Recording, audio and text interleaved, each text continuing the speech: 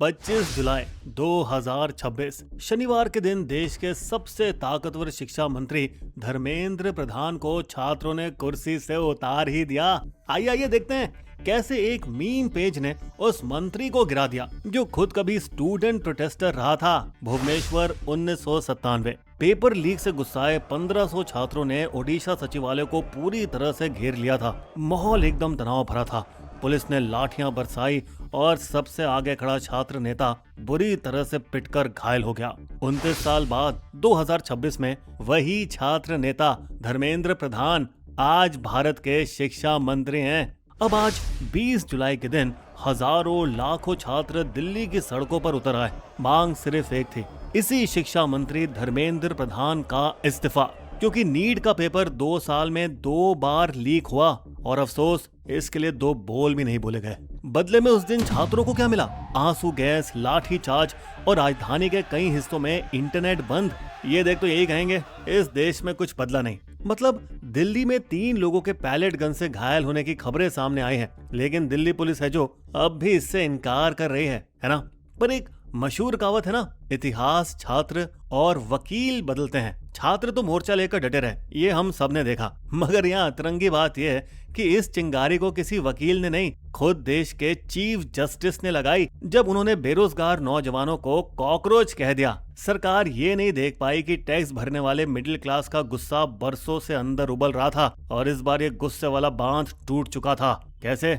आइए देखते हैं। दोस्तों, मई में बॉस्टन यूनिवर्सिटी से पढ़े अभिजीत दिपके ने उसी कॉकरोच वाले अपमान को हथियार बना लिया और खड़ी कर दी एक पैरोडी पार्टी, कॉकरोच जनता पार्टी, जिससे इंस्टाग्राम पर लाखों जवान फॉलोअर्स जुड़ गए और अब ये आग जंतर मंतर तक भी पहुंच गई। वजन तो तब आया जब सोनम वांगचुक भी भूख हड़ताल पर बैठ गए। जी हाँ, सोनम वांगचुक कोई मामूली नाम नहीं है दोस्तों। ये वो हैं जिन्होंने लद्दाख में किसानों के लिए बर्फ में नकली ग्लेशियर बनाए, जवानों के लिए सोलर टेंट बनाए और लद्दाख में उन बच्चों के लिए स्कूल बनाए जो आम पढ़ाई में पिछड़ गए थे। भाइयों, बता दें, वांगचुक ने पहले लद्दाख को केंद्र शासित प्रदेश बनाने पर बीजेपी का साथ दिया था, फिर उन्हीं के खिलाफ अनशन पर बैठ गए थे, लेकिन फिर अचानक लेह में हिंसा भड़की और सरकार ने वांगचुक को 170 दिन के लिए जेल में डाल दिया। दोस्तों, दिलचस्प बात यह है कि 1984 में उनके खुद के पिता सोनम वांग्याल, तब खुद एक लद्दाखी मंत्री, भी आमरण अनशन पर बैठे थे, अनुसूचित जाति का दर्जा मांगते हुए। हैरानी की बात यह है कि तब की प्रधानमंत्री इंदिरा गांधी खुद पहाड़ों पर पहुंची, अपने हाथों से उन्हें जूस पिलाया और वादा किया, जिससे अनशन खत्म हुआ। और अब वहीं 42 साल बाद 18 जुलाई को बेटे सोनम के लिए पुलिस आई और उन्हें उठाकर सफदरजंग अस्पताल पहुंचा दिया गया। 19 जुलाई की रात उनकी पत्नी गीतांजलि आगमू ने भी बेबसी जताई। लेकिन फिर दोस्तों, जो किसी ने सोचा नहीं वो हुआ। आंदोलन कई गुना फैल गया। अब ये ना एक आदमी का अनशन रह गया था, ना सिर्फ कॉकरोच पार्टी का मामला। और दोस्तों, यहाँ जेंजी का विरोध भी एकदम जेंजी स्टाइल में ही था, हाथों में प्ले कार्ड, मीम्स और दमदार पंच लाइन्स के साथ। सवाल ये भी है कि आखिर मिडिल क्लास चाहता क्या है? सब्सिडी तो नहीं, गरीबी से बेल आउट भी नहीं, बस एक चीज, मेहनत से पढ़ो, इम्तिहान दो ताकि मेरिट लिस्ट ईमानदारी से निकल जाए। सरकार के साथ यही वो सौदा था जिस पर मिडिल क्लास के इस पूरे तबके ने जिंदगी टिका दी, अपनी पैसों की बचत, कोटा के हॉस्टल, कोचिंग में कर्ज वगैरह के लिए। लेकिन अफसोस, पहली नीट लीक के बाद भी कोचिंग माफिया बेखौफ चलता रहा। न जाने कितने छात्रों की, उनके परिवारों की जिंदगियां बर्बाद करता रहा। और अब अगर इस एक लीक के नीचे देखें ना दोस्तों, तो एग्जाम लीक का पहाड़ है। बता दें, न्यूज लॉन्ड्री की पड़ताल कहती है कि 10 साल 2014 से 24 में 89 पेपर लीक हुए, जिसमें कम से कम 6.5 करोड़ छात्र प्रभावित हुए। 17 राज्यों में, जिसमें हर बड़ी पार्टी शामिल थी, 41 एनडीए शासित राज्यों में, 11 कांग्रेस के, 3 सपा के और एक टीएमसी, जेएमएम, सीपीएम और बीजेडी के भी। इसके बाद इंडियन एक्सप्रेस के शोध ने 2002 से 25 के बीच 45 बड़े लीक खंगाले, जिसमें 3.46 करोड़ से ज्यादा उम्मीदवारों को झटका लगा। और गैरत की बात यह है कि सजा मिली सिर्फ 2 मामलों में, यानी जांच एजेंसियां भी ज्यादातर आलसी ही रहीं। ऊपर से सरकारी जवाबदेही का हाल तो ऐसा है कि पेपर लीक के 2 आरोपी आज उत्तर प्रदेश के विधायक हैं, बेदी राम और विपिन दुबे। उधर सीबीआई ने घोषणा की कि उसे संजीव मुखिया के खिलाफ कोई सबूत नहीं मिला, जी हाँ दोस्तों, वही संजीव मुखिया जिसे बिहार पुलिस ने 2024 नीट पेपर लीक का मास्टरमाइंड बताया था। दोस्तों बता दे, एनटीए एजेंसी बना ही इसलिए था कि ये सब रुक जाए, मगर 2021 से उनकी 8 में से 5 परीक्षाओं पर लीक के आरोप लगे। जेई मेंस, नीट पर 2 बार और यूजीसी नेट पर भी 2 बार। सीबीएसई भी नहीं छूटा, जिस पर हमारे कई सारे स्कूल टिके हैं। उनकी 8 परीक्षाएं 2014 से 23 के बीच लीक हुई, जिसमें करीब 67 लाख छात्र प्रभावित हुए। और मई 2026 में तो हद हो गई, हजारों बच्चों को किसी और के रिजल्ट की कॉपी मिली।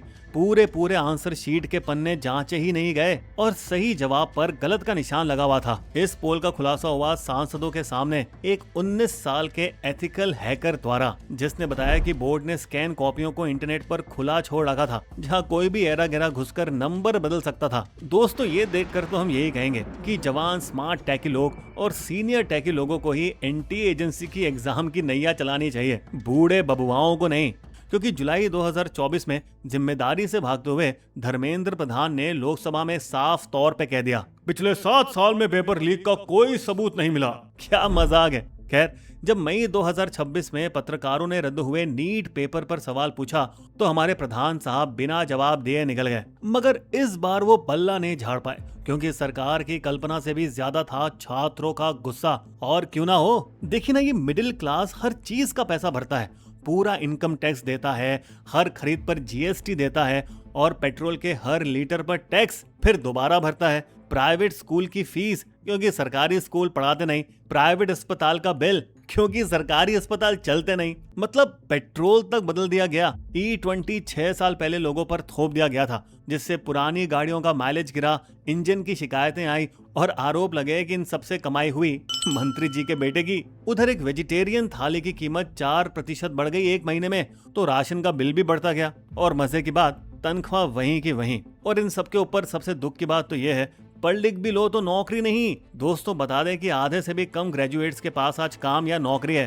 तो गुस्से का गुब्बार तो फूलना ही था। माँ बाप टैक्स भरें, फीस भरें, बच्चे 2-2 बार इम्तिहान दें, डिग्री भी लें, पर फिर हाथ में नौकरी की गारंटी भी नहीं, बताइए। और इन सब के चलते देश के सबसे बड़े जज ने भरी अदालत में इन्हीं नौजवानों को कॉकरोच कह दिया, तो मामला तो बिगड़ना ही बिगड़ना था। सरकार ने आखिरकार छोटा सा कदम जरूर बढ़ाया है। 20 जुलाई को स्वास्थ्य मंत्री जेपी नड्डा ने सीजेपी के प्रतिनिधियों से मिलकर मांगे सुनी, जो कि थी शिक्षा मंत्री प्रधान को हटाओ, वांगचुक को छोड़ो और नीट लीक के बाद जो छात्र नहीं रहे उनके 21 परिवारों को 1-1 करोड़ का मुआवजा दिया जाए। खबरें कहती हैं कि उसी दिन गृह मंत्री ने शिक्षा मंत्री के साथ 4 घंटे बैठकर आगे की रणनीति भी तैयार की। 22 जुलाई को 2 मंत्री हॉस्पिटल में वांगचुक के बिस्तर के पास 45 मिनट बैठे। दोहरापन तो यह है दोस्तों कि वांगचुक की लद्दाख की 6 साल की लड़ाई में उन्हें ऐसे 45 मिनट कभी नसीब हुए ही नहीं। वहीं उधर राहुल गांधी की अगुवाई में कांग्रेस भी प्रधानमंत्री आवास के बाहर धरने पर बैठी, भले कुछ ही देर सही दिखाने के लिए। लेकिन दोस्तों बता दें कि गुस्सा छात्रों के दायरे से बाहर निकलता जा रहा है। सलमान खान, दिलजीत दोसांझ,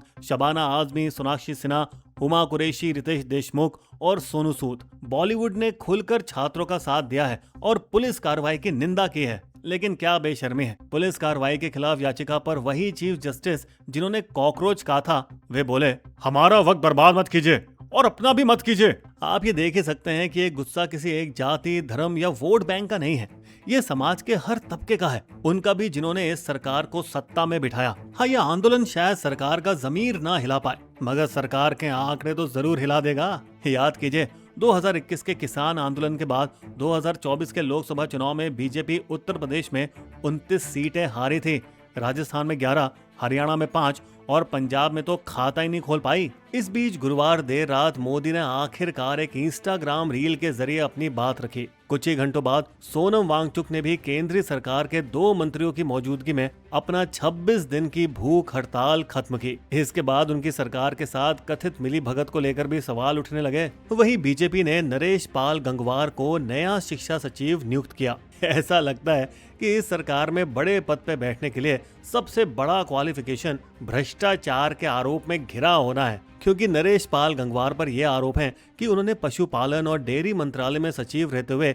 अपने परिवार को कृषि सब्सिडी के नाम पर लगभग 1.16 करोड़ का अनुचित लाभ दिया। इसी बीच केंद्रीय मंत्रिमंडल ने नकल और पेपर लीक रोकने के लिए एक सख्त कानून को मंजूरी दे दी है, जिसमें नीट जैसे पेपर लीक मामलों में 15 साल तक की जेल और 10 करोड़ तक के जुर्माने का प्रावधान है। लेकिन ये भी काफी नहीं था, क्योंकि शुक्रवार को जब सीजेपी सरकार से मिली तो छात्र और वो एक ही बात पर अड़े रहे, प्रधान का इस्तीफा। और तभी तो सरकार को झुकना पड़ा, प्रधान की बलि देनी पड़ी ताकि जेंजी छात्रों के गुस्से से अपनी कुर्सियों को बचा सके।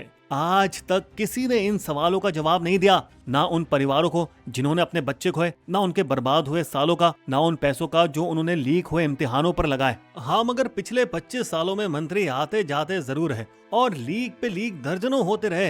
ये इस्तीफा महज एक दिखावटी बदलाव है शायद, या जेंजी सच में कोई बड़ा बदलाव ला सकती है? देखते रहिए। और हाँ, अपने विचार हमें जरूर बताइएगा। बिस्बो की शायरी। देश में चारों ओर है आंदोलन का जोर, नीट पेपर लीक पर मचा हुआ है शोर। सोनम वांगचुक खड़े हुए आंदोलन के संग, देखे ये बवाल अब क्या लाएगा रंग। हमारे वीडियो कंटेंट के सोर्सेस आपको डिस्क्रिप्शन में मिल जाएंगे।